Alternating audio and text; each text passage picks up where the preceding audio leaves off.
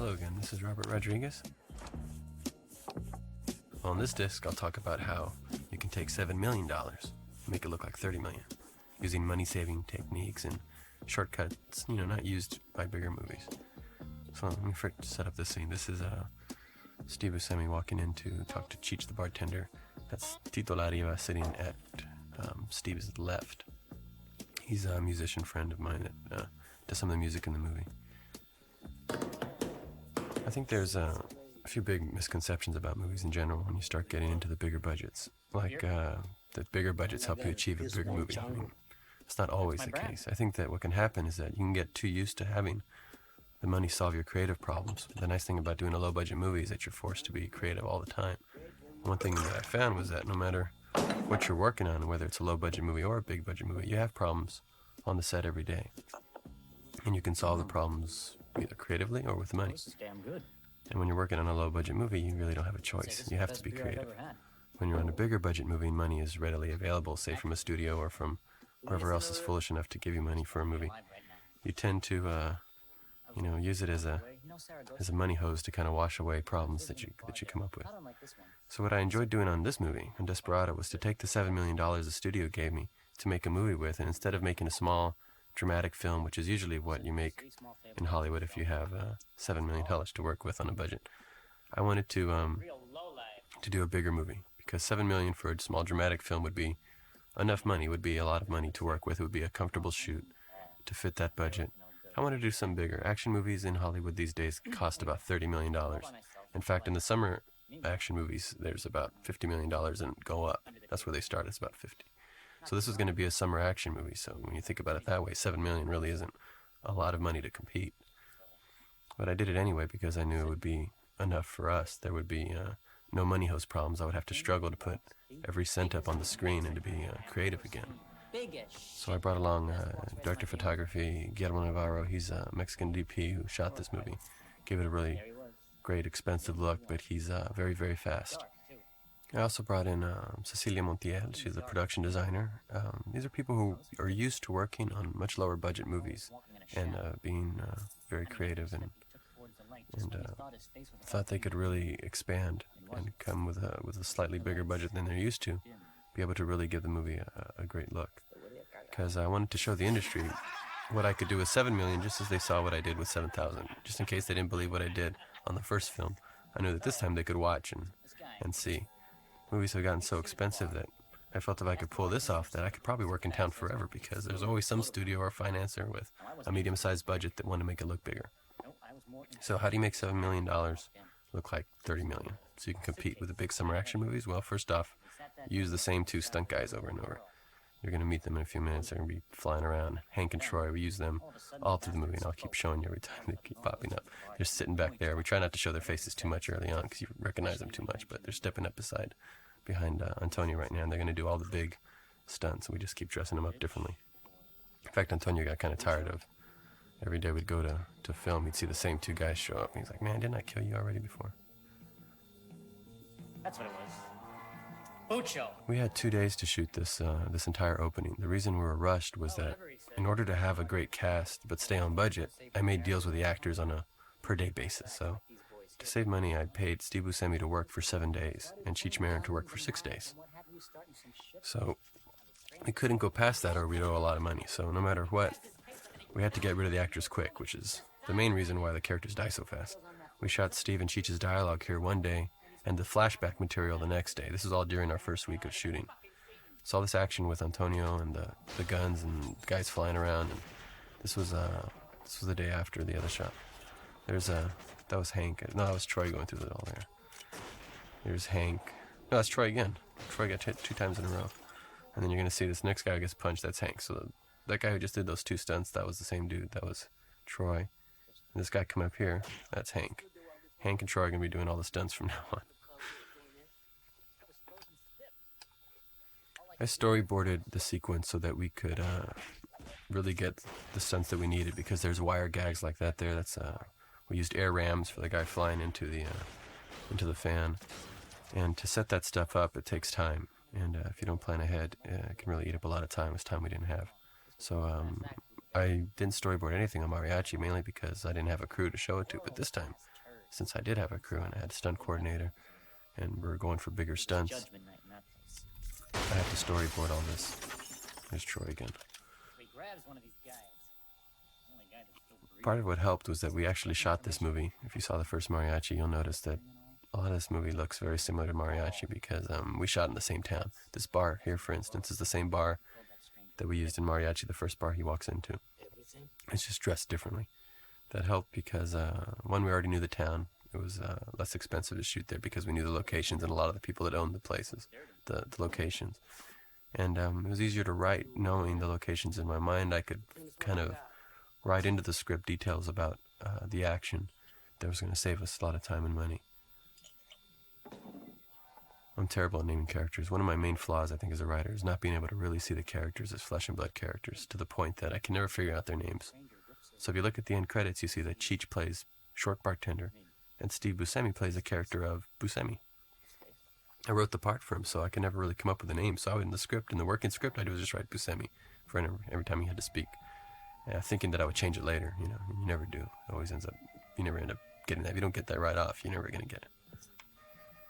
Same with Quentin's character. He comes in later. He's called the pickup guy. And Bucho's guy, his right-hand man, is named Right Hand. So I always have lame character names. Not really, because he turned his attention. I wanted this action and this scene to be really over the top so that people knew that the movie is dealing with a myth of this really crazy character, the mariachi with a guitar case full of guns. One thing I found was that people a lot of times didn't get the humor of the first mariachi. They thought the movie was much more serious than it really was. I found that out when people saw Dayspahradoh and realized that it was a parody of action western movies.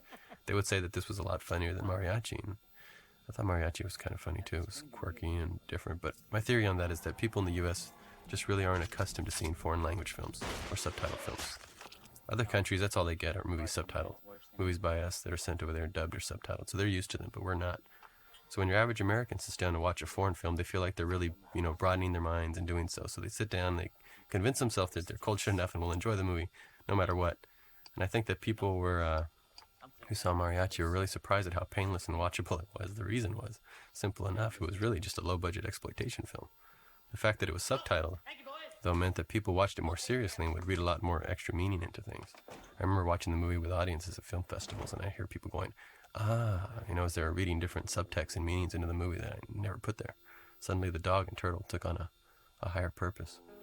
It was pretty goofy. This movie had been shot in Spanish and subtitled. It would also be have extra reading, new meaning into the Cheech's dancing toothpick or other things. I think people are a lot more forgiving in a foreign film. This movie made people realize that the idea of the minstrel with a guitar case of guns was really supposed to be silly to begin with. But we played so straight that I think people don't know whether to laugh or to take it seriously. And since the first movie got so much attention, I really wanted to start this movie off with a telling of a big myth. When Steve Buscemi talks about the mariachi in grand, mythic strokes, he's really talking about people's perception of the first mariachi movie and the myth of how it's put together and all that. Later, when the mariachi has to fight in the real bar with Cheech later, we come to realize that everything Buscemi was saying is actually true. The mariachi is just as mythic as Buscemi made him out to be.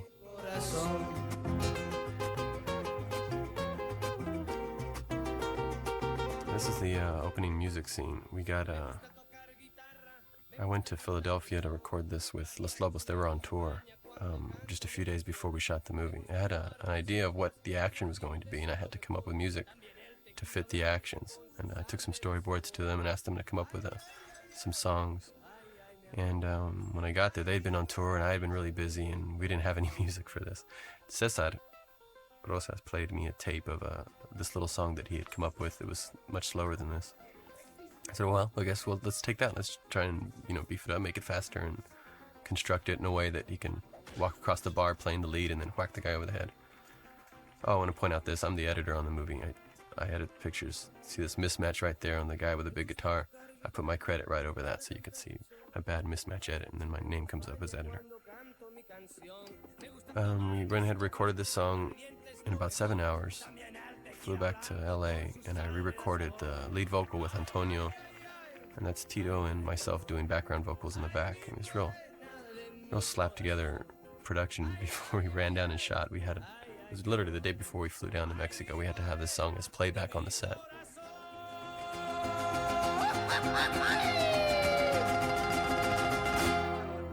This whole bar set, if you go back and look at the guitar and the big neon guitar, those little triangles in the background behind him look like kind of like marble. That's just like paper, cut out paper and neon and black paint. This is a bar we converted. Cardboard on the wall with holes punched in it, with lights behind it to make the form of the guitar. Cecilia Montiel, my production designer, is really amazing at taking a few pennies and making a set look really rich and expensive. There's Moko, of course, Peter Marquardt from the first movie. Gained a few pounds since the last movie. Got out of the hospital and ate. This scene here is going to feature our first use. This is the first day of shooting. I wanted to get ahead of schedule, so when we got down to Mexico, we had all our equipment, and we're all just sitting around waiting for the shooting to begin a couple days later. So let's just start shooting today, kind of break the ice. And so we went and filmed this scene. 2 days before filming was supposed to begin. We used the guacamole gun right there, which I'll explain what that is later on. Works really well. Saves a lot of time, a lot of money. It's better than traditional squibs for something fast like this movie. I just want to mention something about that last scene that Antonio was singing over. One of the reasons I really wanted to cast Antonio is that he's made over 40 films. I mean, he's done a lot of movies, and he plays his own guitar, he sings his own stuff, he does his own stunts. He was really an ideal choice to not just act the mariachi, but to be the mariachi. And really, he'd never done an action movie, so he's always wanted to do something like this. The guy to his left, though, during that scene is the original mariachi, Carlos Gallardo. He made an appearance as Antonio's friend and co-mariachi. He's also my co-producer on this film. And we're so in need of actors for this movie. No actors wanted to come down to Mexico and film the movie. We tried to get an extra mariachi to be, along with Antonio, 2 extra ones, and it was just hard to find any actors who wanted to come down. I don't know why. Either they wanted too much money or they didn't want to come to Mexico. And so Carlos is one, and the other guy was just our production assistant. Tejas, he was a local who was working on our movie in the office, and I just said, oh, fuck it, let's just cast this guy. This guy's cool. Rather than bring somebody from the States, bring him down. This guy was already looked cool, he was ready to work, and everyone was energetic and wanted to be in the movie. I put a lot of crew members in the movie. I'll point them out as we go, because we had to cast mostly locally, and I had a lot of cool crew members that got the crew morale up. We had a small crew, so it kind of got everybody pumped up to know that every other day I would pick another crew member to be in the movie and give them a featured spot. Suddenly, you're my big brother. I'm reading this off the computer as I go. I'm trying to make notes. So if you hear clicking, that's what that is. We had to do this scene in half a day. It was we have a 5.5 day working week, and the half day, that 6th day, is you don't get much done. So this was a real rush to get this lighted, get the actors, in this mode. And we just shot all the action the day before. We didn't get to the bathroom scene, and I don't like using second unit crews. Second unit crew is a second unit designed to go out and shoot minor things that you miss, or stunts or explosions or stuff that you don't really need to be spending time there. I don't like to use that. I like to shoot all this stuff, especially things that are kind of important, like the bathroom scene. I didn't want to pass that off to a second unit, but we're finding, because of our short shooting schedule, that we're running out of time to get it. So I had Antonio go shoot while I was shooting a scene with Salma. I had Antonio go shoot and direct this scene himself. He's always wanted to direct, and he's been wanting to direct for a while. So I said, well, rather than get a traditional second unit director to go shoot, I don't mind if Antonio goes and shoots this. So he went and he directed the sequence there for himself. We storyboarded it, and he came up with some great shots, and went and picked it up. Saved us a lot of time.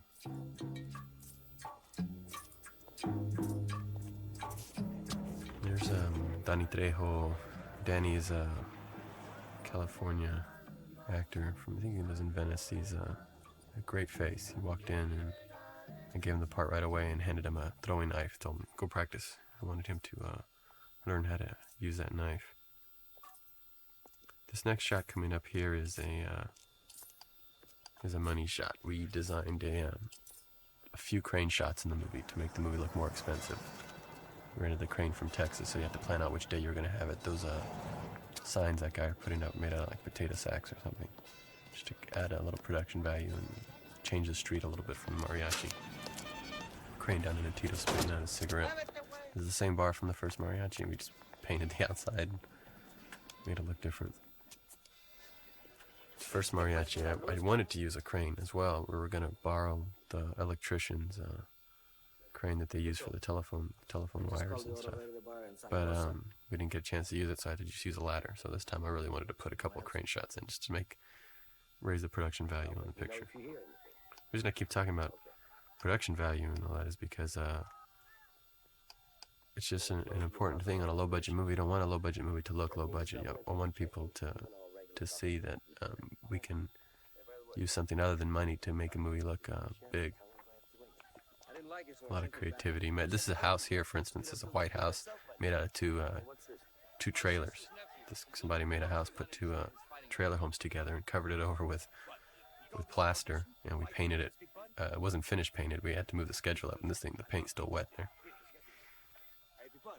Let me talk about this steady cam sequence here. Oh, that guy right there is my first camera assistant right there, the guy walking out, the one fighting. Stuck him in the movie. That was Banano. I have a lot of my crew members standing around the circle. These are two guys we brought from LA to beat each other up.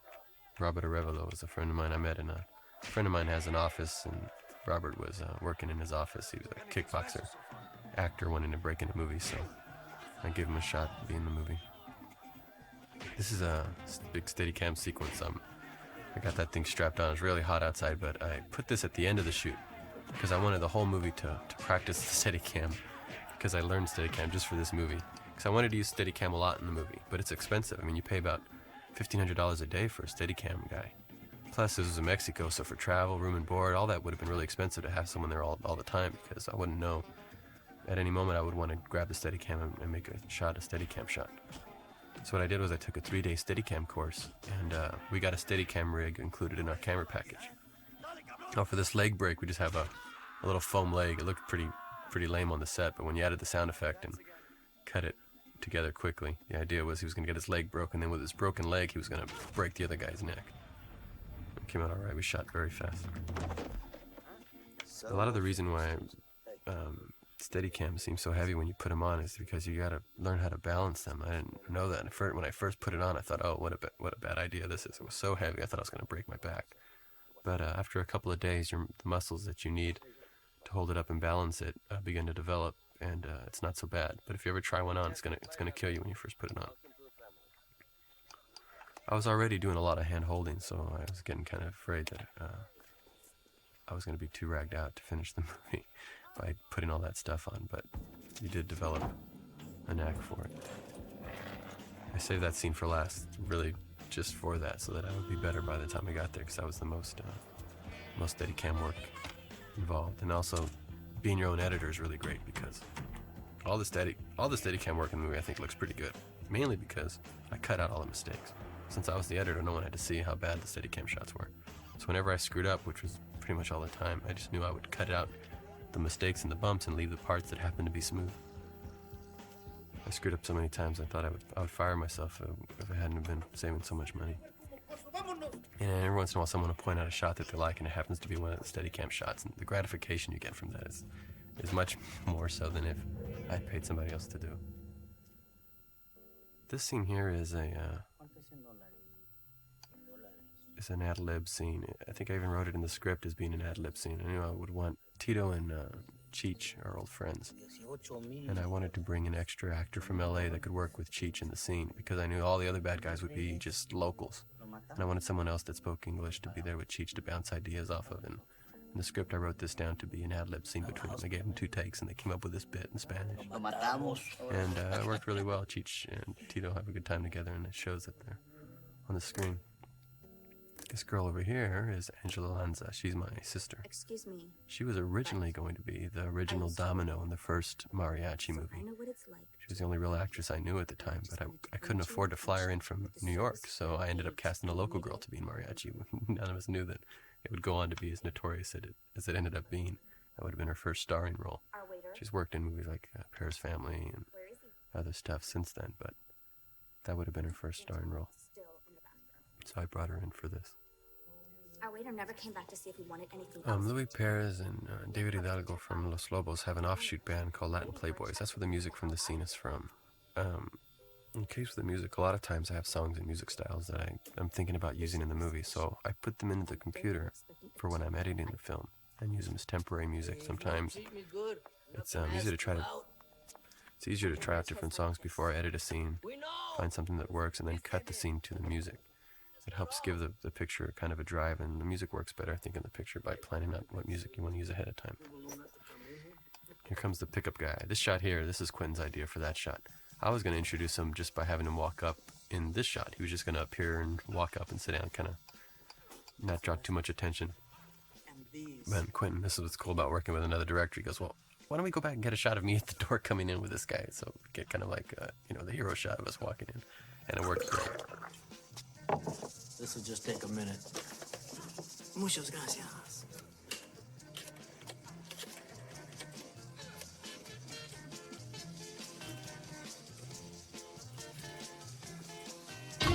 This was our first day of shooting, actually. We shot so much film this first day. There was a lot of this high-speed work and other things we shot. We shot a couple scenes. Really wanted to hit the ground running. Just to give you an idea, let me give you some numbers here, just to show you the difference between this movie and the first Mariachi. I shot 25,000 feet of film on the first Mariachi, which is actually really good, because the final movie is only 9,000 feet, so it's about a 3 or 4 to 1 ratio. And that's the total amount shot, because I printed everything. 25,000 feet. On this movie, I shot 12,000 feet the very first day. So we're talking about after the third day on this movie, I shot more film than I had shot on all of the first Mariachi, after just 3 days. And we shot for 39 days on this. So that gives you an idea of how carefully I was shooting the first Mariachi, because it was my own money, my own movie. No multiple takes, no overlap, nothing like that. This one, the film budget isn't so big, because it's not a big piece of the overall budget. So I shot a lot more shots to make it look more expensive. That's why we shot so much. Listen to this. That was a Los Lobos score over this scene, and the little guitar ditties they're playing. I didn't have the music for them when we shot this, so we just had them noodle around, and then Tito Lariva put in what they're playing later on. Like all this sound here, if you actually try this at home, it doesn't sound like that. It's a fake guitar we made. It's not really a 5-string guitar we made. It's 6 strings. Loosen them up.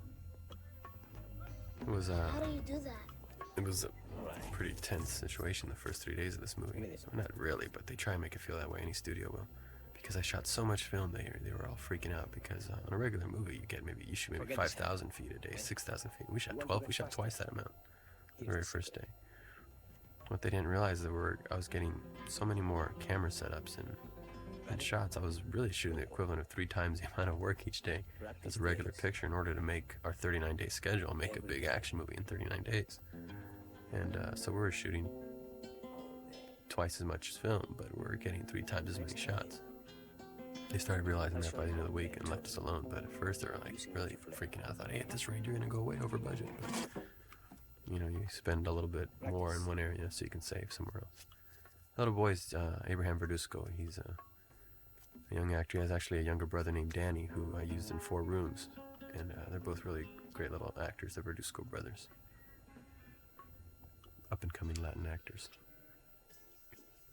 I met Quentin at the Toronto Film Festival 2 years ago. Well, 2 years earlier than when we shot this, actually. It's 3 years ago now.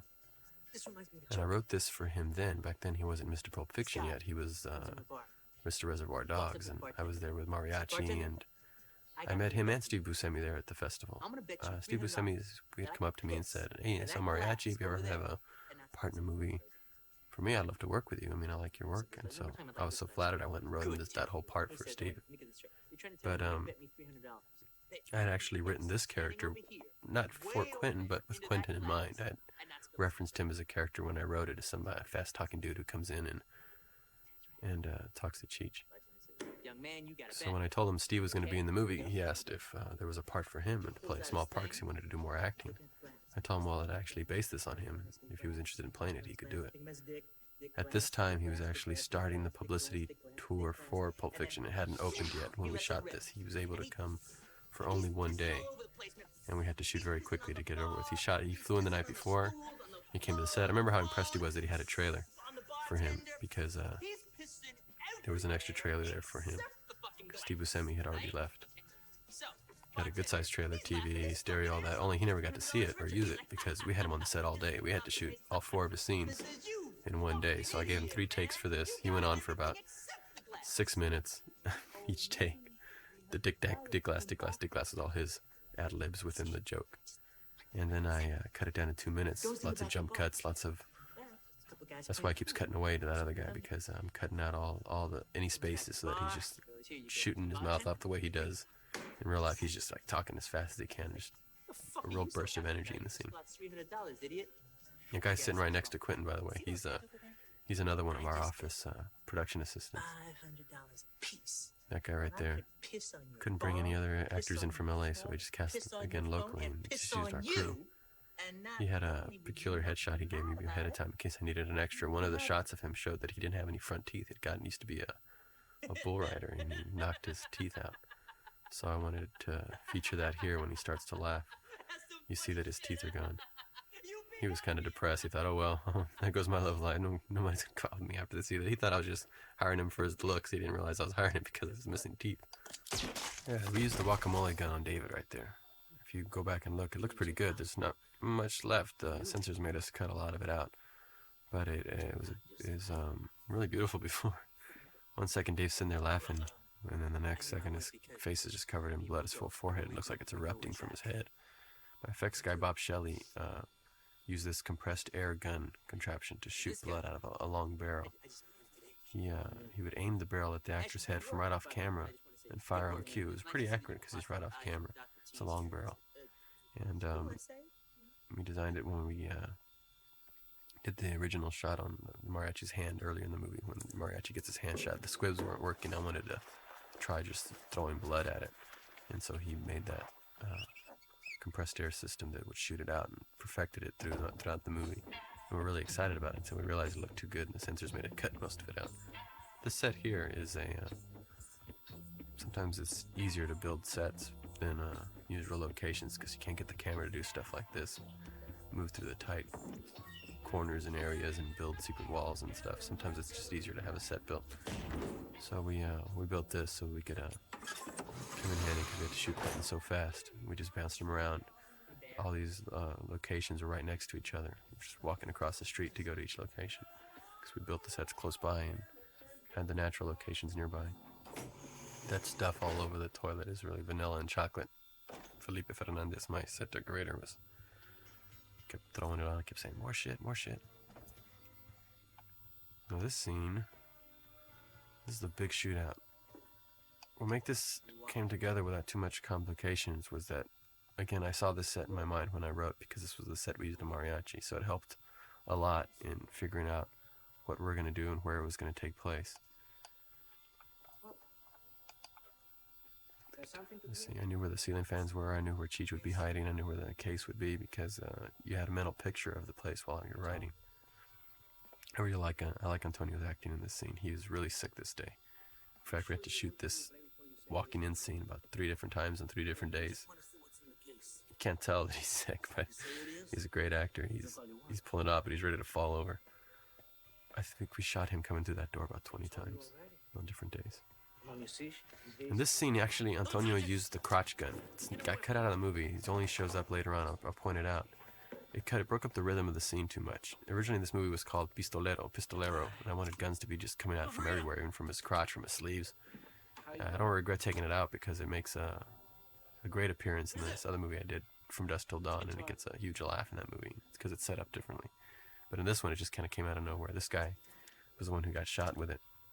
Antonio had his hands up, and he flexes his hips, and a gun comes out from a codpiece he's wearing in his crotch area.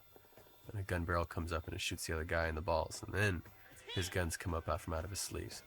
So I cut that out. It goes right to the guns coming out of the sleeves. I'm not against you guys, so keep it down. Just keep it down. My effects guy, Bob Shelley, again, he worked on Ghostbusters, and he had put some of the slime formula, mixed it in with the blood, so that when, like, this guy coming up gets twirled around, you see long strings of messy, bloody goo flying all over the place. All these guys here are local guys. All these guys here with the guns. Big artillery in their hands for the first time in their lives. I forgot to put my headphones back on, and I almost lost my hearing. I think those guys were about 5 feet away from my camera. I was directing at the same time I was shooting and blasted the hell out of me. What the fuck is going on? It helped that I had actually in rehearsal shot this scene in video, on high 8 video, so I could show Antonio and everybody what it was going to look like edited, so we could formulate the track a little better. What we did was build basically an obstacle course. I mean, he begins at the door, he runs over to this corner. From this corner, there's the action of him running out of bullets and the guys crawling on top. There's a little bit of action in each corner of the room. And you notice he'll just like run a little obstacle course. It's always the easiest way for me to plan out an action scene, is just take somebody around the room. So in this corner, he meets this guy, pops out, shoots him, shoots the other guys off to the right. And then he's gonna jump up on top of the bar and walk across the bar to the other corner, find some action there, and go to the third corner, and then before finally jumping into the pit. I'll talk about this guy later. He's kind of a cool dude. Antonio, if you go back on slow, you see that Antonio was hitting each one of those guys. He moves like a dancer. He really had the moves down. He was doing the behind the backs, and there was a guacamole gun on Quentin in the back of his head. Again, a lot of it got cut out. Antonio even made up this whip right there. He whips and the bullets go around the corner and shoot the guy. He's coming up with all kinds of moves. Antonio likes to do his own stunts, of course, so this was a one-take thing. We had all the shrapnel and wood flying up. I'm laying on the ground there. I'm getting the ground shot of him right there coming down on top of me. And these two elements were shot separately because Cheech, I'll have to explain what happened with Cheech. Cheech isn't really there. That's somebody else's leg crawling on top of him. Antonio was sick that day, too. Here we go. Just getting this with just a wide angle lens. We put Steve Davison, that's my stunt coordinator. We had him on a wire there, pulling him back, ratcheting him back into the table. And I was running around like crazy. We had 3 days to shoot this, so I was this whole 10-minute reel. So I'm dropping the camera on the ground, I'm picking it up and grabbing it over here and running all over to make it look like a John Woo movie action scene would look. You know, a lot of shots, a lot of elaborate angles. I was laying on the floor right here for this fan shot. The old-fashioned way to get a shot like this, lay on the floor and have the actor and the fan crash down on top of you. Okay, here comes Cheech. Like I said, we shot all this out of order. I only had Cheech for those 6 days, so we had to get rid of him really quickly. So I shot all his scenes together, so we shot this before we did the shootout. This we did before we started the shootout. That's why he was hiding behind the bar so long, so I wouldn't have to show him that much. So when he pops out here, that bar, we had to approximate what it was going to look like, all torn up. He's going to get shot here, and his body, you'll see, is just going to disappear because I couldn't find a good body double for him, so I just let him disappear, and he'll reappear again later when Mariachi finds him dead, because we shot all those things together. We're going to give him the guacamole gun treatment. Have you noticed behind Antonio, these candles are lit? I'll explain that later, as far as continuity in this movie goes. They weren't lit before. See, Cheech is gone. Where'd he go? He supposedly fell right on top of that bar, as you'll see later, but I just, for ease, make it easier on ourselves, I just let him disappear for a little while. This guy right here shooting with Antonio, he's really cool. This is Diego Sandoval. He's a cast member. He's a crew member. He's my second assistant director. And he's in pretty good shape for being a grandfather. He's did all his own stunts and took a break from work this one afternoon so he could be in the movie. He did his own cool slide and all that. After the end, after we kill him, put his headset back on, put him back to work. He was a second assistant director. My first assistant director shows up later on in the movie. So all these guys are just cool. We had to cast locally anyway, all these people, so I preferred using my crew first and then locals second. This whole bit here was the last day. We were supposed to be out of this location already for this 3-day shoot in here. And we just have time to get all these shots. Each sequence seemed to get more complicated each time I listed out the shots that I wanted, because in order to tell the story, I wanted to have plenty of coverage. As an editor, you always appreciate having that extra coverage. So this was the last thing we shot in here with Antonio. Again, this scene here with Cheech we shot earlier because Cheech had to go.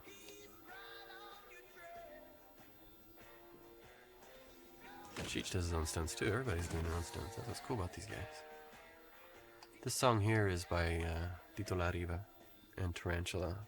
It's called Strange Face. It was, again, something I had in the computer and cut along with the movie and really liked the way it worked, so I kept it. Ended up keeping about 80% of all the temporary music I had in the computer because you just get used to it. Continuity person was going crazy. There was nothing was ever matching. Those candles being on all of a sudden and the bodies kept moving around the room. I told her I didn't care about any of that stuff, that things were going to move so fast and no one would notice. I didn't care at all. My motto in a movie like this is continuity, schmontinuity. You know what I mean? It's just I'd rather spend that time and money getting more shots than making sure everything is in its place because people aren't going to notice. It's just moving too fast. You don't get any value out of that kind of detail. It takes time and money and moving people around and putting bodies back where they were, and it's just a waste of time. This sequence we had to shoot again, everything, just like everything, fairly quickly to get all the shots so I have enough to work with and build the sequence with. I wanted all this. It seemed kind of unnecessary for people to just kind of stand around watching, but as you see, it was necessary to build that long section. You needed a lot of different shots so it didn't seem too repetitive. And here comes the one and only Salma Hayek. That's my first AD there, sticking his head out. I wanted to introduce her with two cars crashing into each other because she's so beautiful. The studio actually didn't want to use her originally. They wanted a blonde. I had to screen test poor Salma, even though she knew that I had written the part for her. The scene we did in the screen test was the scene where she sews up the mariachi, and there was just no contest. I mean, she won it hands down. The studio even realized that and said, okay, you can use her. I think she's great in this, and I really wanted to cast a Mexican actress in the role of the Mexican girl. I know that's really radical casting, because it's just never done. But sure enough, it turns out that she's the first Mexican actress to be a lead in a Hollywood film since Dolores Del Rio back in the 40s. I mean, that's how long it's been. That's pretty much why I wrote the part for her.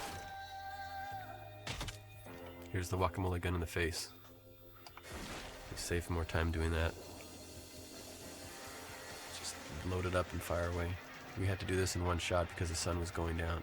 And I used dissolves because I was directing the actors as I was shooting. We hadn't rehearsed it. I just blasted his face and was telling Salma to come pick him up, look at my hand. I was operating the camera while I was laying down on the job. I had my hand out as a view so they can look at that and use that as a point of view for the blown away face.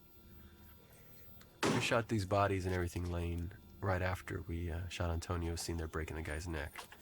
And the reason it cuts from that to Bucho is because we shot Bucho weeks later.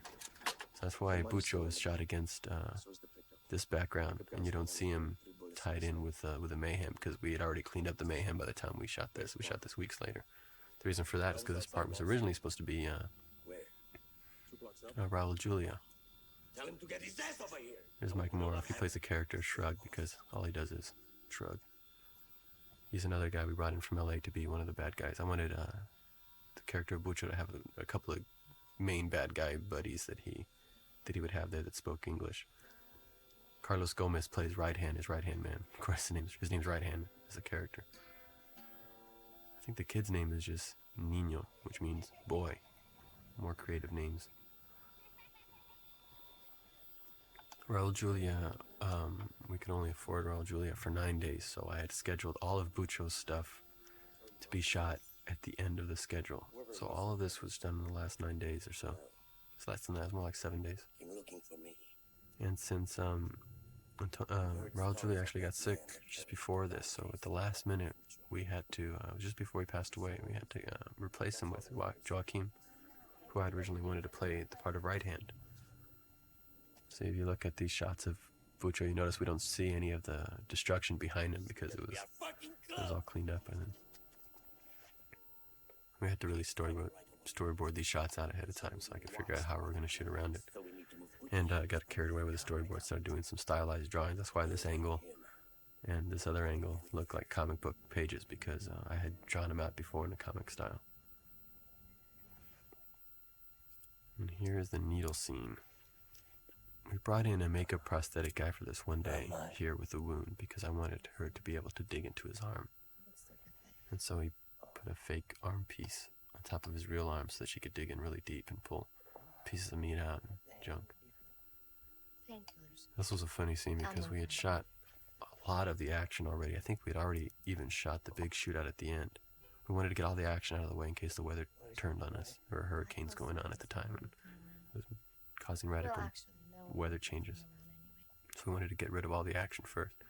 But what that did for us as crew people was it just really freaked us out because we were in such a fast pace, used to moving the camera around 60 times a day, that by the time we got to this scene, it just seemed like everything grinded to a halt doing the dialogue scenes. You need about 20 shots a day on one of these things.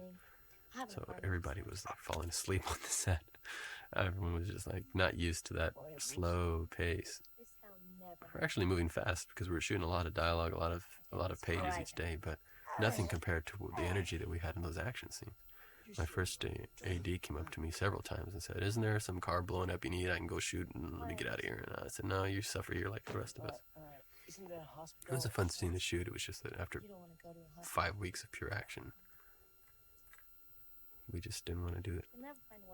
That's another reason why I refused to use a second unit crew, because the second unit gets all the fun stuff. See, all that action we were shooting, most of it would have been done by the second unit. I don't know who came up with that idea. That's the fun stuff. I would have been stuck just doing the dialogue. I use it to pick up girls. Oh, good sound effects. Yeah. Sound effects were Dean Burrell does the sound effects for me. He's young, energetic, hardworking sound supervisor. Gets a bunch of other guys on Macintosh computer Pro Tools systems, and they were all sitting around my house doing the sound effects. We did most of this in house. That's right.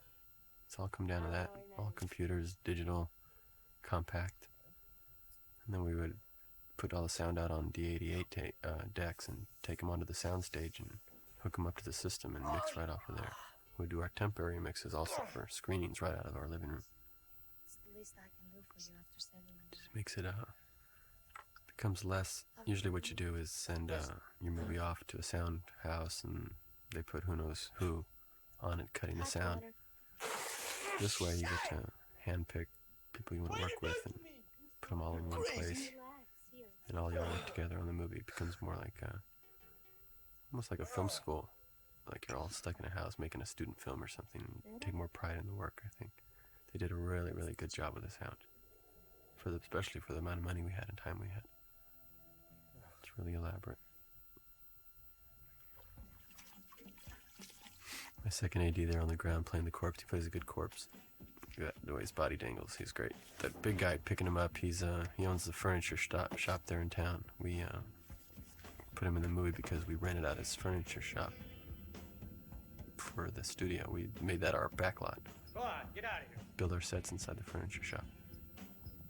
That big Indian guy there, he's like one of our transpo guys. He wanted to be in the movie, and I was like, "Oh, please be in the movie. We need all the big guys we can get." He's got a great look. He's one of the few bad guys in this movie that doesn't get killed. Danny Trejo, the guy who was just there with the knives, I handed him that throwing knife to go practice because I wanted him to, as soon as I cast him, to get used to flipping that thing around. What I did was I took regular practice throwing knives, the metal ones, and out of the top portion I drew out a crucifix design, and then I cut it out. We get a bunch of them made, cut out a little crucifix design so it would look more elaborate, and put in a Velcro vest around his waist. So you'll see later the reason it looks like a cross, looks like a really strange knife. It's really just a regular throwing knife with just a design cut out of the top. Make it look. Oh, here we go. This guitar case has the crotch gun inside. That's what she's going to pick up in a minute. The thing that got cut out, it showed up a couple places. It actually showed up later in the love scene. He shot a hole through the guitar. That was an alternate take that, of course, we didn't use because I cut out the crotch gun. I wasn't sure if it was going to work. We ended up using it much better in From Dusk Till Dawn. But this is a prototype. That's why it's so big and hefty and fat. And the other one we used in Dusk Till Dawn that Tom Savini wears is much more streamlined and works much better. This one was big and bulky, and I didn't quite have the design down yet. I drew it up, and then when it was built, it was too big. A few friends I can call. They owe me a favor. She's gonna pull it out now, and you'll see what it is. The design works well. By now, you may have seen From Dusk Till Dawn. The codpiece opens up. The gun barrel pops up, and the two cylinders drop down to the side like testicles. All these gun movies are all. These are all phallic symbols anyway, so I thought I'd take it the extra step and make it the Pistolero, which is the movie was originally called. It's like a little mini tank that he wore around his waist. And as he says here, he says it saved his life many times. And we would have seen that earlier in the earlier scene. Oh, no. Instead, it's just used here as a quick joke. No. Asks if she wants it, and she says, no, I'm fine, thanks. Would you help me? I'm going through my computer again here. That's all I those don't think clicking I can noises are. I wrote down notes about everything I want to say. I need to leave my got things about here. halfway through the movie before we find out Okay. that this is the latest date I could do this. So Yeah. if I'm fumbling around, please forgive me. Right. So where are you going? I have to go to church. What for? Confess my sins. I'm a sinner. I know.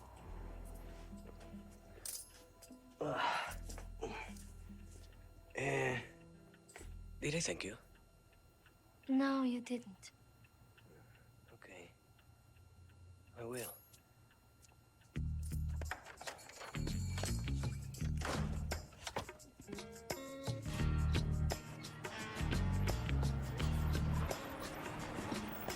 In Mariachi, I wrote around things that I already had. I made it easy, actually, to write the script. I mean, we had a school bus, we had the turtle, we had the town, and I just wrote all those elements in. But in this movie, I could have almost anything. Not really, because we had a limited budget, but we did have a budget. So the task became, well, what am I going to write about now? Now I can have just about anything. So I had to limit myself again. So what I did was I came up with a few props and locations, and I wrote the story around that. So this was one of the props. I wanted to use a bulletproof limousine. These guys usually have bulletproof Mercedes and all kinds of cars. And I thought we could come up with some action for that. And we end up using this in the knife fight. The knife, they leave one of the windows open, and the knife guy ends up getting in there anyway. And even though it's bulletproof, they end up losing a few bad guys. He gets the knife into the cracks. Words. I'll go and get to the mirror. The movies, going back to that big shootout scene, the movies I do usually have a lot of shots in them. The reason I do that is because, one, as an editor, I like to have a lot to cut, and I love editing and I love having enough shots to cut, but mainly it makes a movie look more expensive. I realized that people in the industry thought the first Mariachi looked more expensive than 7,000 because there were just so many setups. I mean, a setup is every time the camera changes position. Not only were there a lot of cuts, but each time the camera cut, it cut to a different camera angle or a setup. And that usually means money because it takes time for a crew to especially a good-sized crew, move the camera around to readjust lights, and most movies have big crews, and to actually change the camera position is usually a big deal. So you usually get 12 to 15 camera setups a day if you're really, really fast. What I do is I have a smaller crew. I operate the camera and the Steadicam so that we can cut down even more on the size of the crew. I grab a lot of the camera angles so that it looks like we shot for a lot of days. And it costs a lot less because we don't shoot for as many days. We were averaging 55 camera setups a day on this movie, on average. Most movies, like I said, get maybe 12 to 15. We got more than that usually. It's just that the average is lowered by the fact that we have 5.5 shooting days per week. So that half day, you only get 20, 25 setups maybe.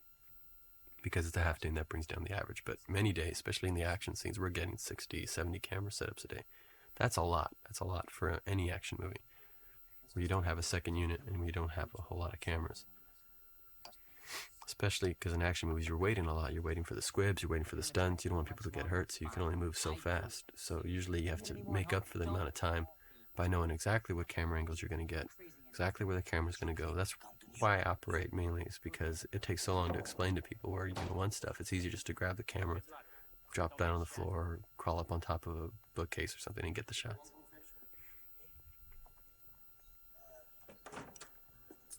And we're really flying. I really wanted this movie to look like a Hong Kong film or a John Woo film. Those movies, I mean, if you've ever seen Hard Boiled or The Killer, you've seen that those movies have tons of shots and setups. They look very elaborate and complex and expensive. The reason for that is that John Woo shoots for a very long time in order to get that. I mean, on Hard Boiled, I believe they shot for over 120 days. It's less expensive to shoot in Hong Kong. They were able to shoot for that many days. You don't get that many days here in the U.S. I mean, that was 120. We had 39 to shoot this movie. So in order for it to look as big as one of those movies, we couldn't buy more filmmaking days. That would have been too expensive. So the trick was all you can really do is just triple the amount of work each day. And the way you do that is not to increase the amount of workers you have on a set, but actually to decrease it. Because you're going to run a marathon, you don't gain 100 pounds. I mean, you get lean and you get mean. All the extra luxuries and goodies, they have to get thrown out right off the bat. I operated the main camera and the stunt camera so that I could get the shot I needed faster and get on to the next shot and not waste a lot of time. So these scenes seem like they have a lot of energy. It's because we had a lot of energy shooting it. We were moving very, very quickly. As soon as we got a shot, we couldn't get too happy with ourselves. We had to keep moving. Oh, that paint, by the way, is wet. The paint behind Bucho, we didn't finish that set in time. Because of the weather changes, we had to move this set up. And you can see my wife was painting, Cecilia was painting just seconds before we shot this. Hey, fuckheads. What's the number to the phone in my car? Number. Oh, that guy right there on the right of, not the guy who was talking, but the other guy. He's from the first mariachi. I didn't recognize half these guys. A lot of them lost weight, some of them gained weight, some of them grew beards. We were hiring these locals, and it wasn't until midway through that I'd realized these were guys from my first movie. They looked so different. Those big horses there were the neighbors' horses. We saw them and we grabbed them and tried to fill out this place. We found that big Jeep there. Someone was driving around town. Whenever we spot a car we liked in town, we would contact the person, paint their car, pay them to use their car just to make because we didn't have any vehicles. We needed to make the picture look like we had vehicles. This was something we shot early in the shoot, because we had to get rid of Steve Buscemi in those 7 days. So there's the Velcro, there's the knives. You see they're throwing knives with designs cut out of them. This was a nightmare shoot. This scene, I thought this scene was going to blow. We had the knives, we hollowed out some aluminum knives and put them on wires. And they kept bouncing off of Steve's chest. They weren't working at all. That was the one take that worked all right. That one didn't work at all either. Now we just had the knife already stuck in his arm. It was really, really not coming out. And it was super hot that day. It was like 115 degrees out there. It was just burning us up. And we're all dressed in black, and I had the Steadicam and the other camera on. It was just killing us. It was only the first week of shooting. That effect right there with the blood squirting out, no time for big blood squibs or anything. That was my prop guy with a little squeegee back there, or what do you call that? A little pump, a little hand pump with blood. He just squirted it out on cue. Those we just ended up just already sticking the knives inside the guy's chest. The wire thing just wasn't working. But with the editing and sound effects, and it ended up working out fine.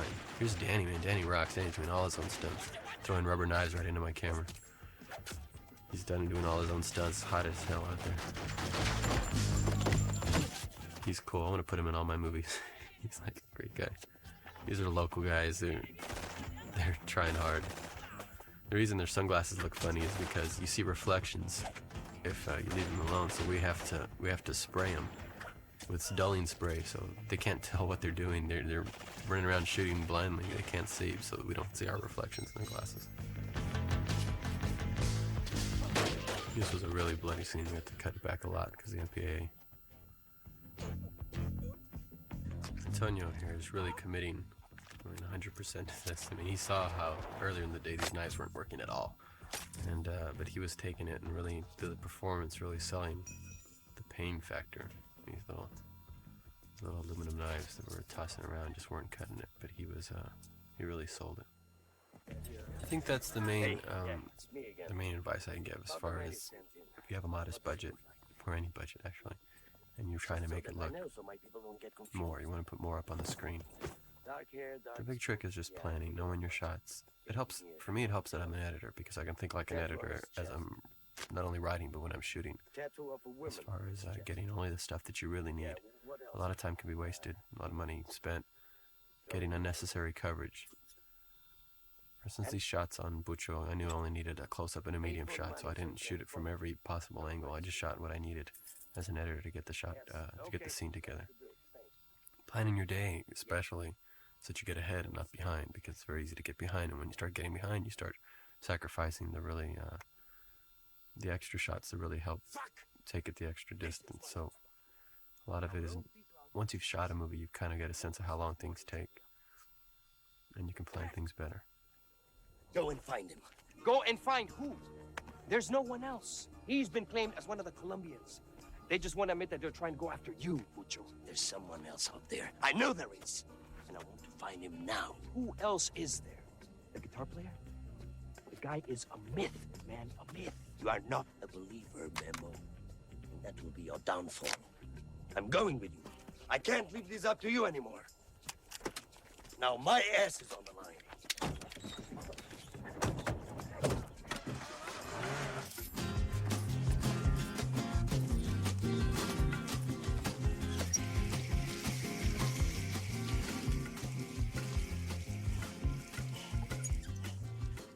This scene is all over the place. This was like one of those scenes where we shot Antonio one place one day because ran out of sun, and shot the kid another day somewhere else. And Antonio and the kid do their own stunt in this next shot. This is a big bus coming at him. And you achieve that and do it safely by stacking the lens. I got really far away with, it was like a 250 millimeter, might even be in a 600 millimeter lens. And the truck wasn't even coming at them. It was going, if it kept going, it would have gone right by them. But because of the angle of the camera and it being stacked, it looked like it was headed, it looks like it's just a couple of feet away from him. This day was funny. It was a hot day, really hot. It was in the hundreds, and the studio was coming down to visit us. Whenever you're shooting a movie anywhere, you don't want studio suits to come visit you, no matter what, even if they're coming to just to support you. Just anytime the boss shows up, you want to hide. So it was really, really hot this day, and I had the Steadicam on, and I was sweating. When I took off the Steadicam, I would have the marks of the Steadicam still on and sweat. I told everybody in the crew, when the studio gets here, and they say how hot it is, tell them that, oh no, it's actually pretty cool today. It's usually hotter than this. And we did that when they came. They made the comment that, wow, it really is hot down here, isn't it, guys? So no, actually, it's been lighting up. It's been a lot hotter than this. It's not so bad. We can actually walk around, not fall down. Oh, there's my dolly grip right there. That's Kimba. It was Kimba day this day. Kimba's great dolly grip. So anyway, the studio, they left right away. They didn't stay for very long. They ate lunch in the shade and then took off. They didn't want to hang around this place. But this was a cool day. They wanted out of there.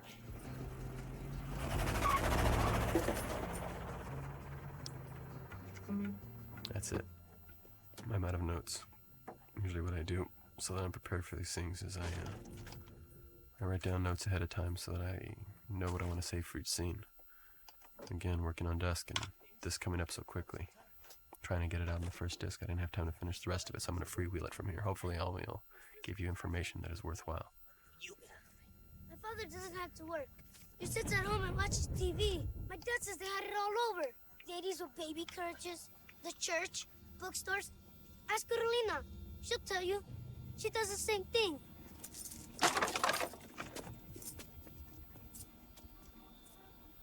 This is a scene where we had a lot of dialogue to get out. I designed that shot right there because we shot so out of sequence. We didn't know that Antonio was supposed to be as bloody as he was in that other scene. We had shot this first, where his bandages aren't really that tight and he's not bleeding that much and he's not that sweaty. So we shot that exterior shot where he's cleaning his face to kind of explain why he's so clean. That's the problem with shooting out of sequence. We didn't foresee it being as hot as it was and him getting as bloody and beat up as he did. So he looks pretty clean here. If I was protecting him, I would have told him you were here by now. Well, shoot, you don't want him dead. This kind of stuff's tough to shoot. I didn't know how to shoot this thing. I was like, God, all this dialogue, and I just plopped the camera down. I shot close up on Antonio, and my DP Guillermo shot a low wide angle just to get them yelling back and forth on top of each other, because it would have been impossible to edit if I had done any typical coverage. So I just let them go at it. Anybody can be bought. Not anybody. Oh, you're so good, huh? You see this bookstore? It's my This bookstore. store right here Somebody comes and drops is, you see it in Mariachi. This is right next door to Carlos Gallardo's house. Carlos is my co-producer, and we shot Mariachi together, and the original Mariachi. This is a pharmacy that he owned there. So we gutted his pharmacy and put this bookstore in there. $1,000 a year. $50,000. Cash.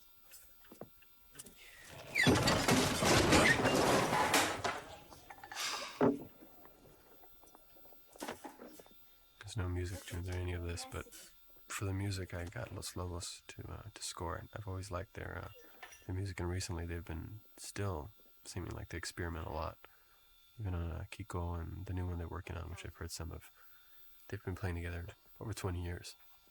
and they're still not afraid to experiment. So I really wanted to do a score with them because I knew it wouldn't be a typical movie score. It would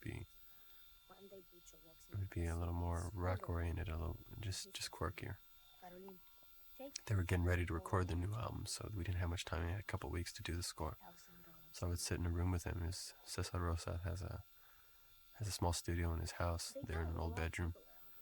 These guys just sit around and they come up with stuff and they just pull it out of the air. It's amazing. I was there sitting with him and I would try and watch and see what they were doing and play along. Played on a few of the tracks. Play a little bit of guitar. But just so we could bang the music out because we had so much music. I wanted a different piece on each scene. I didn't want themes running through the movie where you hear the same theme going over and over again. The closest thing I had to a real brother was just killed. I cannot stop what it is I have to do. I cannot. It seems like it's its own movie. It has a beginning, a middle, and an end.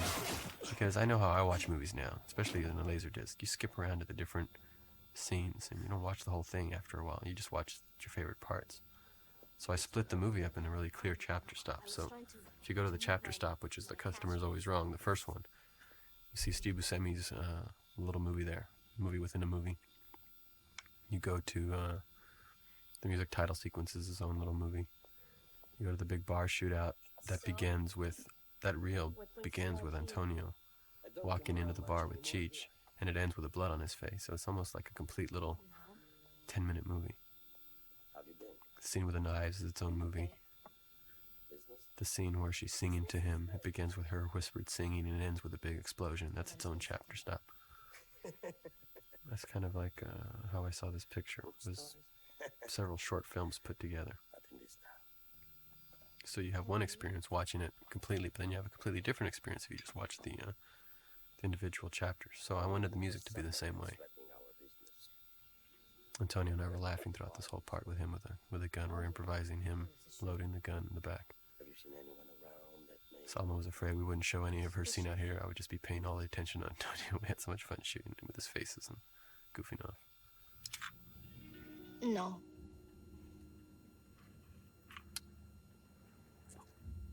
The guy that I'm looking for. So the music, we recorded sometimes very simply. We would just mic the guitars right there in the room.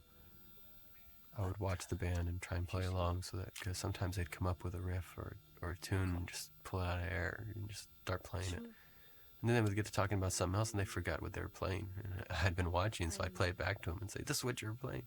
It's unbelievable how much stuff they come up with. It probably just disappears because they might forget what they had come up with or played. And But we can't have these very creative guys always coming up with stuff very fast. You'd come up with an arrangement, come up with a tune, get an arrangement down, make it kind of sparse so that it would fit under dialogue. Then I would take it back and put it in a computer and edit it, and sometimes I would have them do multiple passes of different instruments, and then Wouldn't lie to me. I would pick and choose later back at the house. If they didn't have much time, I didn't want to make them finish the music there, or it would take forever. So I would get all the basic tracks, and then I would go back and cut them together. So sometimes reconstruct songs and construct the songs there at home on a computer. Put them back out on DA88 tapes. Sometimes 2 full tapes of the tracks were very elaborate. Sometimes it'd be 14 tracks, even once it was mixed down. Yes. So I'd have a lot of leeway. And then I was the music mixer on the movie. We had 2 sound mixers, Tennyson Sebastian and Sergio Reyes. They were my effects and dialogue mixers. And then I was a 3rd mixer. I mixed the music. I love mixing the music. Yes, you're not doing anything to him around here. All you'll get us both killed, and I don't want to die over this, okay? Stay away from the window before they see you. Most of our crew people show up in this wedding scene. That's where the rest of them got to be. I try to find roles for everybody, but in the end, most of them showed up in the crowd scene in this scene. Yeah, there they are, all lined up. This was the last day of shooting. This was an extra thing that I had in the script with the wedding. It was one of the things that I knew we could just take out if we didn't have time to shoot, so it was just an extra. And we got it together. You can see the sun going down. In fact, they're in shade because the sun's behind them, but we barely got it.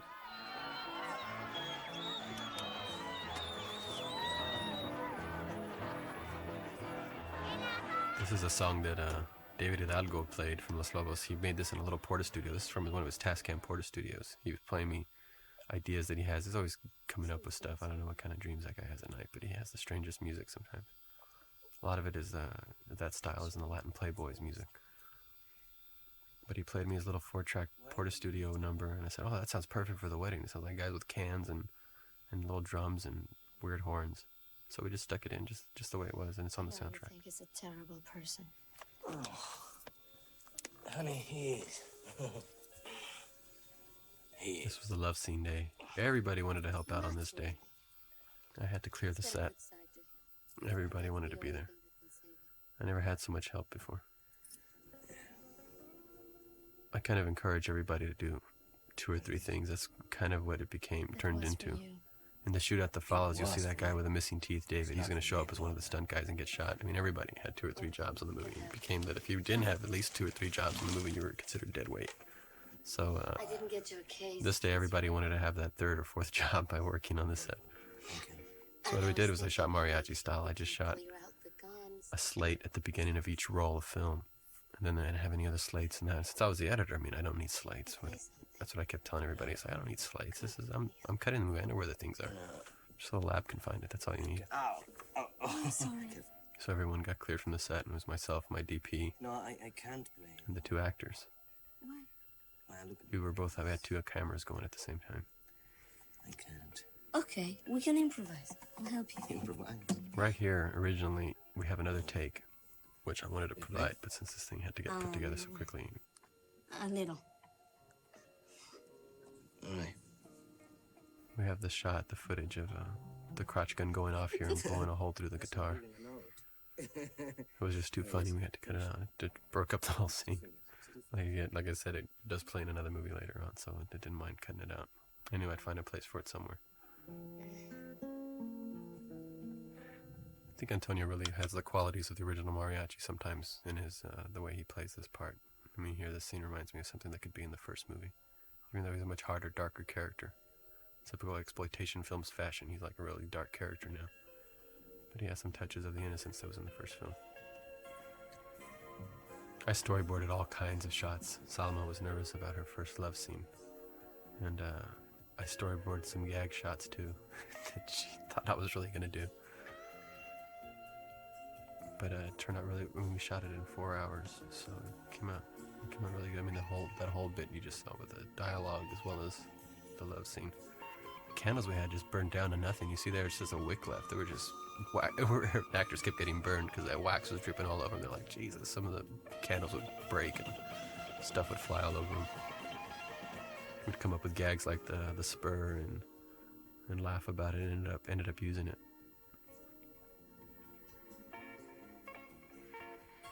It's kind of documentary style. There's a lot of dissolves. That's why there's so many dissolves in this.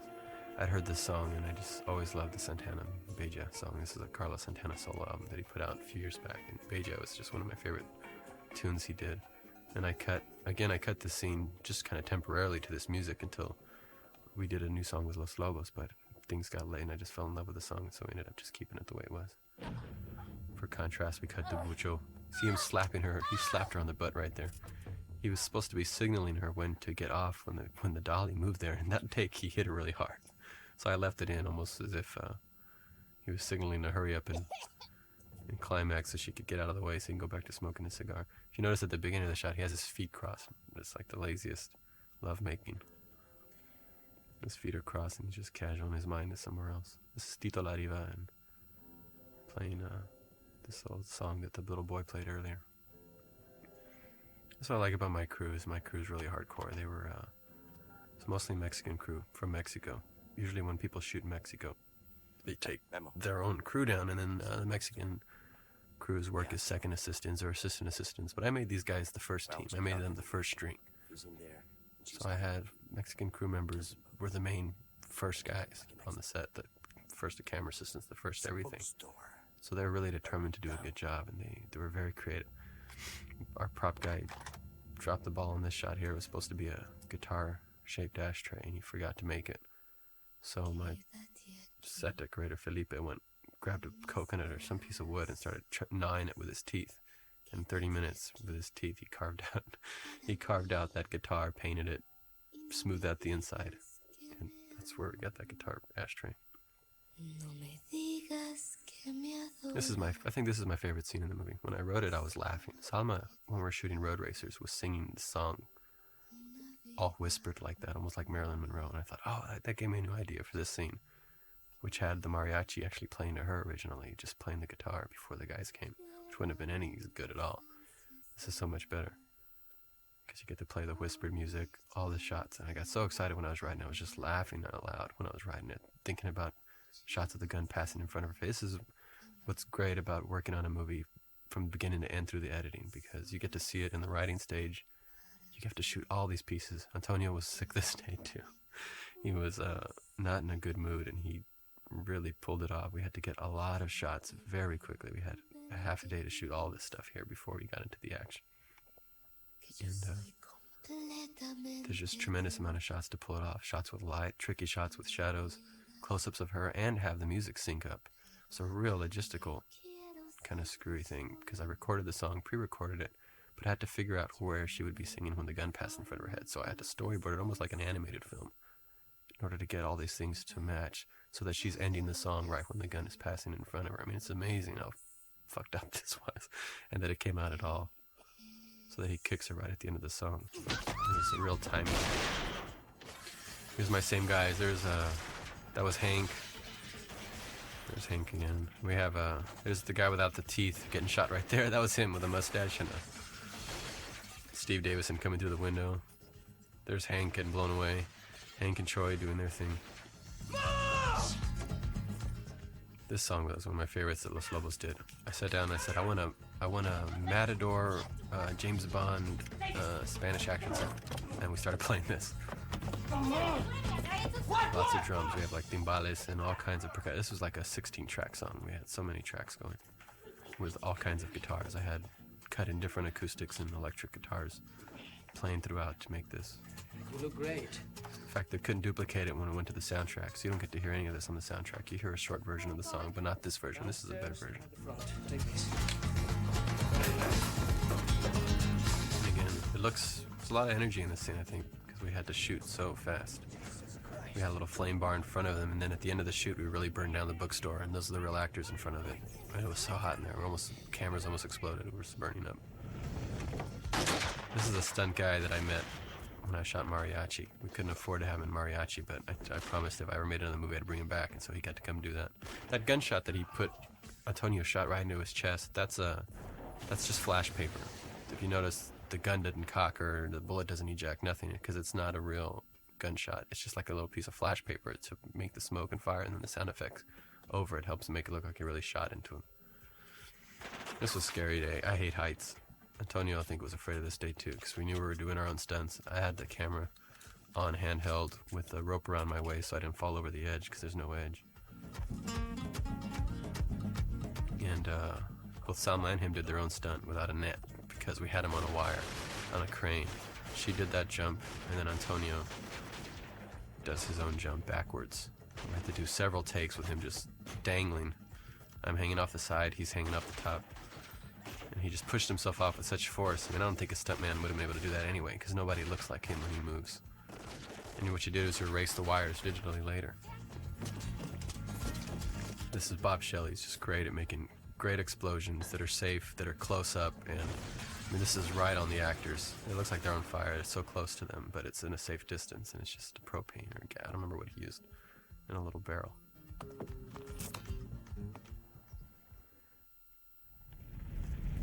This is one of the last days of shooting. We already burned down the bookstore, and so we just gutted it and put some fire bars in there. It was a really crappy day. It was starting to rain. The weather was screwed up because of the hurricanes, and it's actually drizzling or raining here, I think, and it's cloudy and overcast, and we didn't think it was going to match anything. It was a tough shoot. These rooftops in Mexico, wow. We thought we were going to go right through them. They were like made out of paper. We're walking delicately on top, as softly as we could around the edges. Of course, it doesn't make any difference. Wherever you step, you could potentially go through it. And this is actually shot on one rooftop, this concrete. And then this is shot on the other flimsy one. We're pretty high up in order to tie it in with the limousine. Fuck. This took some time. Whenever you want to get a cool shot, it just always takes time. I saw that by accident during rehearsal, and I kept trying to get it, his eyeball to line up in there, and barely got that one. We just didn't have... When you don't have a long schedule, you don't get to spend a lot of time on those details, but as a director, you always want them, so you try to find a way to make it work. And usually that ends up making everything else sped up. What are you doing? I was on Steadicam on this, and just to get it in a couple of takes because the actors were really tired, and we didn't want to drag it out, especially an emotional scene. You don't want to drag it out too long, so try to cover it as much as I can. I just follow them around with a Steadicam. Really on the fly. That's why you see this boom shadow over here, right there. I just left it in. I kept thinking I was going to go replace the shot, but it just wasn't worth it. I thought, oh, who cares? Boom shadow.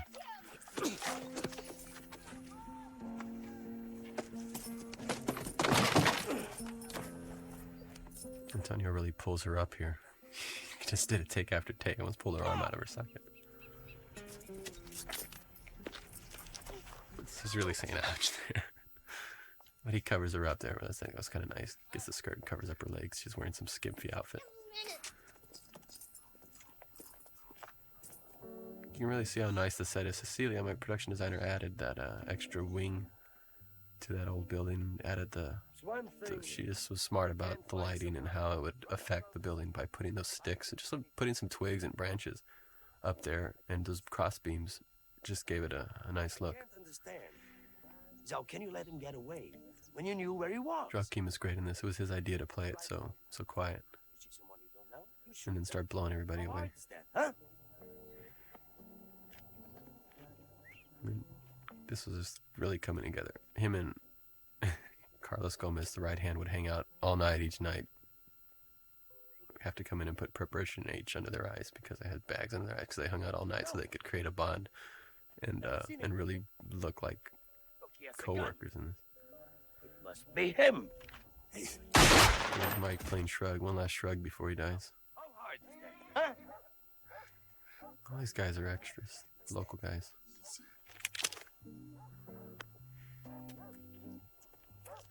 We told them to run. We said, just run. We were hoping they didn't hit each other with those guns running. We just started shooting at them and jumping all over stuff. Those guns right there. Yeah, you get to go, that's kind of what's fun about making a movie, is you go to the gun shop, they rent guns, and you just pick the weapons you're going to use for the movie. We have to use the same gun over and over. That gun is used by like 4 different characters. We only had a handful of guns. It looks like we have a lot, but we don't. It's just all camera tricks. Once we took our guns down to Mexico, we couldn't bring any new ones in. And those guns, I picked them for their size, but then once you got them down there, I don't shoot guns. I've never shot a gun before. When I got them down there, I realized how big those cannons were. Those like 50 caliber guns, and you could hear them all across town. They were so loud, it wasn't even funny. And it doesn't look that powerful on the movie, and you can't make it as loud as it is on a movie because it won't. Your optical tracks can't hold the sound that big. It's like cannons, real cannons, really loud. Antonio was doing these flip tricks all throughout the set, all throughout the shoot. I wanted to incorporate it somewhere. He'd gotten pretty good at the guns. Always like this, you know. I can see that.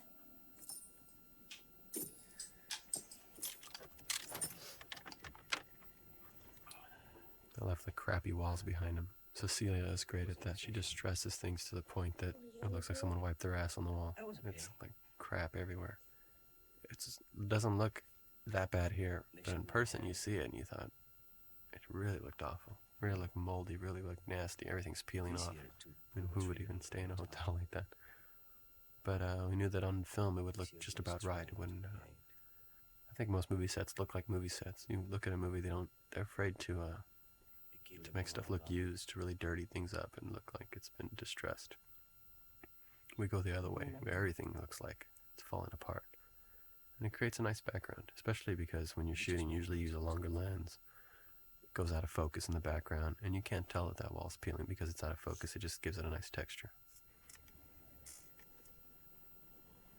Why didn't you kill Bucho? My crew's really cool. The crane didn't show up. Our production screwed up and didn't get us a crane.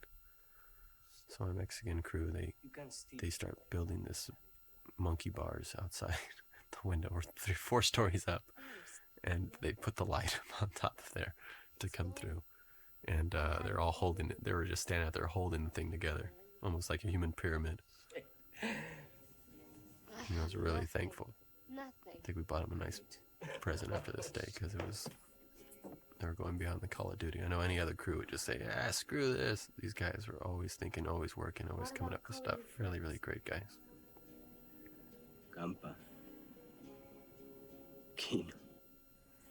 I really enjoyed the crew I had in Mexico. I'd heard negative comments back when I was here. People asking me, even from the studio, people saying, almost making fun of the fact that we had Mexican crew, as if they couldn't work or do as good a job.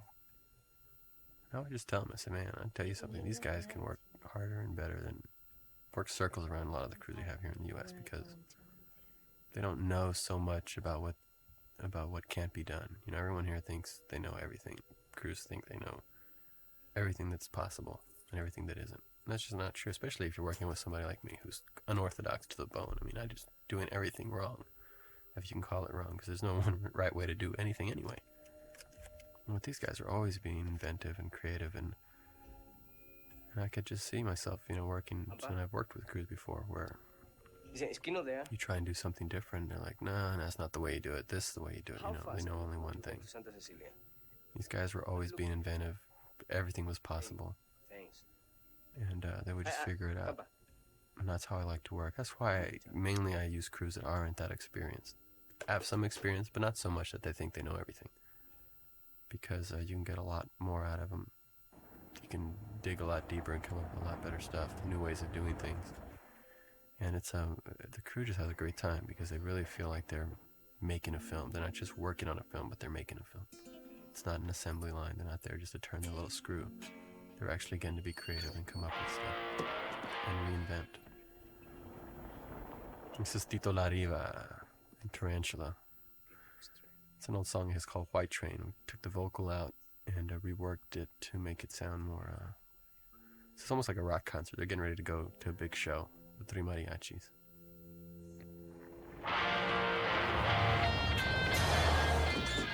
And here comes... this is a little truck that Carlos and I fell in love with around town. This is Carlos, the original mariachi.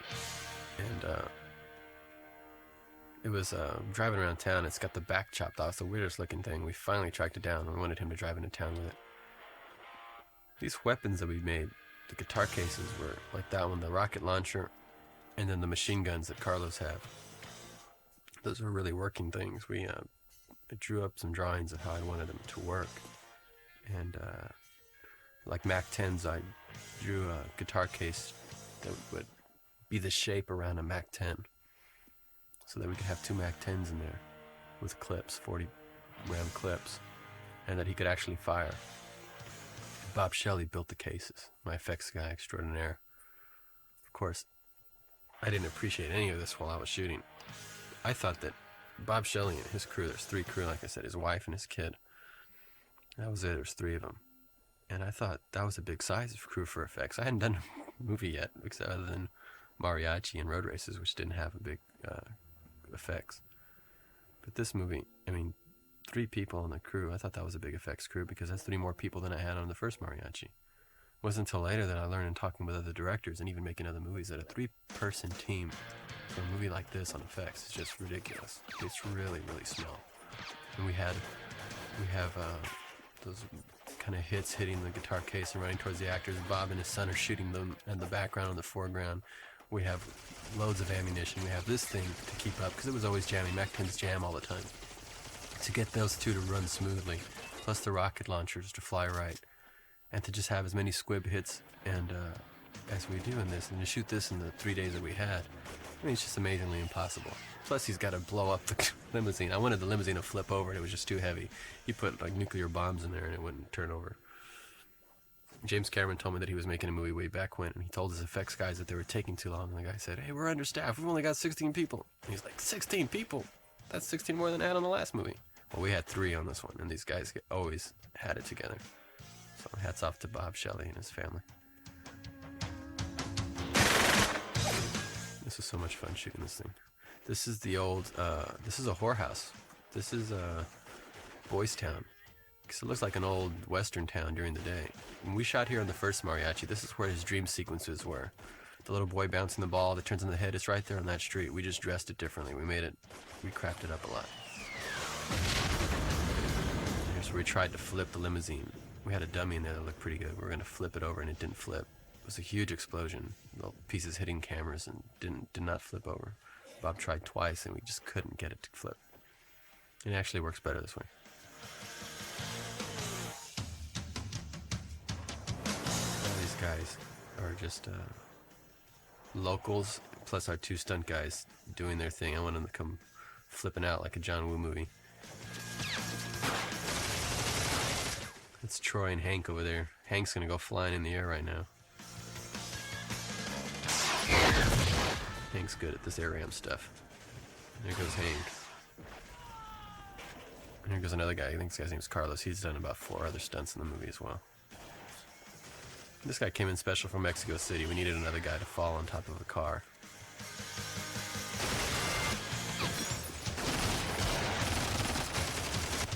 There's Troy and Hank again. This is Troy getting shot.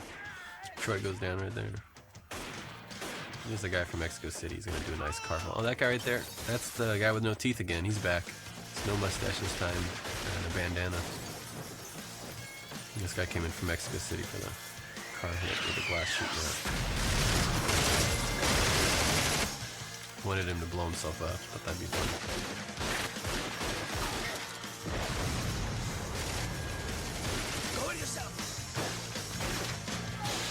Action scenes after action scenes. That's why this is its own chapter, because it's like another mini movie that starts with them coming to town, ending with the truck running over right hand and leaving. Carlos didn't want to die. He was lobbying not to get killed because he wanted to come back. Said, "Oh, we can always figure out a way for you to come back. You gotta die because I don't know what to do with you if you don't." I'm telling you, just gives them look like, well, it's your own fault. You guys are always out of tune anyway. This was dangerous. I had to get in the car with Salma. She was driving like a maniac. I put a hockey mask on my face. She was determined to do her own stunt. This truck was not in the best shape, and she was in full character, and she was really just trying to scare me. I had the camera handheld in there, and I didn't have there's no seatbelts, of course. I got my nose smashed with effects. My stunt coordinator was driving me around, showing me a shot, and he did a sudden stop. I actually hit another car, and my face went into my viewfinder while I was looking at the shot. And that's why I think there's a Premiere Magazine picture of me with a bandage on my face. It's because I got smashed. Not that bad, but that was the dummy we had just running over. Good old dummies always work. We had a camera rig called what was it called? Steady shot? Or I don't know, it's like the camera's at the end of a stick and you walk with it. And it makes a really smooth low angle shot. We put a 16mm lens for that shot going into Carlos Gomez before he gets run over. This is just me on a wheelchair. Still, that guy right there with the doctor with a beard. That's my director of photography. He's got my sunglasses around his neck, if you notice. We didn't have all the medical gear, so we just grabbed things that look like medical gear. And I put my sunglasses around his neck. There he is, Memo, my great DP. Of course, I ended up having to shoot this scene myself because he had to be back there acting. Pulling focus and everything, trying to stay in focus on him as he walks up into it. You see it going in and out of focus. That's why it's like that, because we're understaffed again. I'm not sure this is the place. This place was pretty close to the town. It was the furthest we could really go without having to drive too far and find a house that was big. We put up a fake wall, only about 1/5 of the way around the property. It's small, and we just framed it to look like it goes all the way around. And of course, it wasn't finished either. The doors aren't finished, the walls aren't finished. Since this thing had to get moved up in schedule, Cecilia was mortified because it's just, you can tell it's just not done. All the detail, it needed another 4 days. I said, well, what can you do? It's all right. Let's just shoot. You can tell the paint's wet. Not quite there. One of those guys back there is from the first mariachi. A lot of these guys I didn't recognize at all. One of them was the guy who played the bartender in the first mariachi. He's the one right over Bucho's shoulder. This was a terrible day to shoot. It was cloudy and overcast over Bucho is the kind of problems you run into sometimes. We had to match bad lighting. So the shots here on Antonio was actually nice and sunny outside.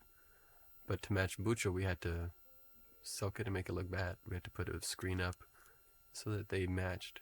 I want to kill you right now. You disgraced me. You always knew you were up to no good, Cesar. I thought you We had to actually cut out a lot of this shootout because it was pretty bloody. A lot of people got blown around. And MPAA said, you have to cut this, you have to cut that. And so we just thought, oh, let's just cut it all out. We've already seen every other shootout. That's why we end this shootout with Antonio just blasting into the camera and then it fading out because you don't have to see.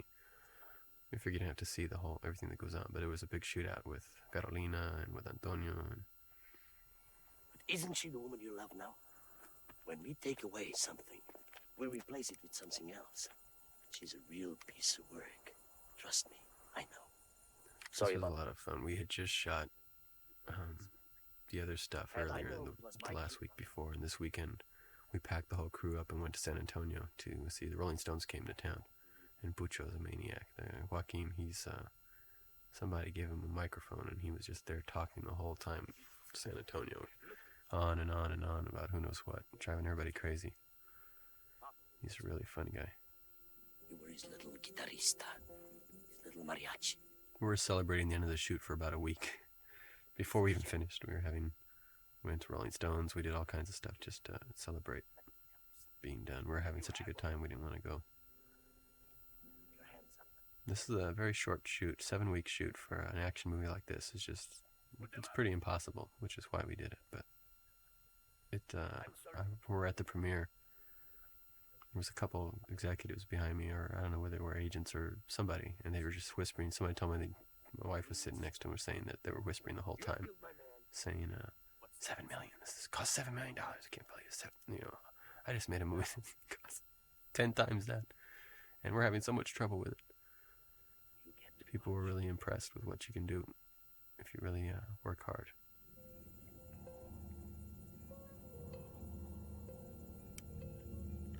And they don't even make easy comedies for that anymore. The regular comedy when it started is about $12-15 million. So. Oh wow, you did see Bucho go down. Oh, I forgot about that. I had to cut that at the last minute, cut that stuff out, so in my mind couldn't even remember how it ended. Because it wasn't the version I was used to seeing. The father of the boy is going to show up here. This was a cover set. It started raining, so we had to shoot this right away. So we couldn't find the guy we had cast, so this was my costume dresser, Fito. And he looks fine in the role. Just grabbing crew members right and left. That's also why I used my DP as the doctor, the surgeon. We had already cast all those parts, but we couldn't. So many people don't have phones in this town that when it came time to shoot this at the last minute as a cover set because it was raining, we just had to start grabbing our own crew people and putting them in here. I don't know. I like the song a lot. This is Los Lobos. They played me a song that they had. It was arranged more like a waltz, and I told them I liked the tune, but I wanted to rearrange it with just guitar, bass, some bongos in the back, a couple of cymbal hits, real soft, and we just did it really quickly in one take, and it worked really well. I used it a couple times in the movie. I will. That's Antonio's line. Did I thank you? Oh, well, he came up with that. He's always coming up with stuff. He's really cool. He's made so many movies, he just knows what he's doing. He's got a really good feel for how he should be in a movie, and the more I'd let him invent, the more ideas he'd come up with. I was glad that I let him come up with so much stuff, because I think if you stop him from inventing early on, he'll stop coming up with stuff. Anybody would do that, if your creativity is not let to expand. So he came up with all this. He wanted to throw the guitar case away at the end. We couldn't figure out the ending. So I shot 3 endings back to back and ended up using all 3. So the first ending is Antonio's, where he throws a guitar case. This is Tito Lariva again. This is a song that he has called House of Love Built, that I never thought I would use in the movie. It was just a song of his on demo tape that I had in the computer, and I started laying it down just to have a rhythm to cut to, and I couldn't believe how well it worked, so it stayed in. And the lyrics fit and everything fit really well.